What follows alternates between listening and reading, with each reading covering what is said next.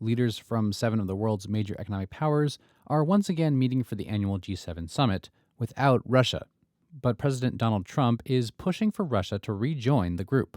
But I think it's much more appropriate to have Russia in. It should be the G8 because a lot of the things we talk about have to do with Russia. The G7, an informal grouping of certain developed countries, used to be called the G8 back when Russia was still a part of it.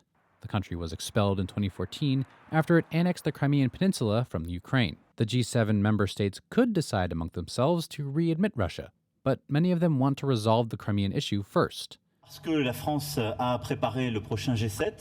During a meeting with Russian President Vladimir Putin, French President Emmanuel Macron said a solution to Ukraine could be a magic wand to let Russia rejoin the bloc.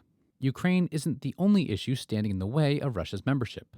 UK Prime Minister Boris Johnson said he still wanted to see a resolution for the alleged Russian involvement in the 2018 chemical weapons attack in Salisbury, England. There is some sympathy within the G7 for Russia. Italian Prime Minister Giuseppe Conte said last year he could support Russia rejoining the bloc. But while Conte will be attending this year's G7 summit, he probably won't have a lot of sway. He tendered his resignation as head of the country's government on Tuesday.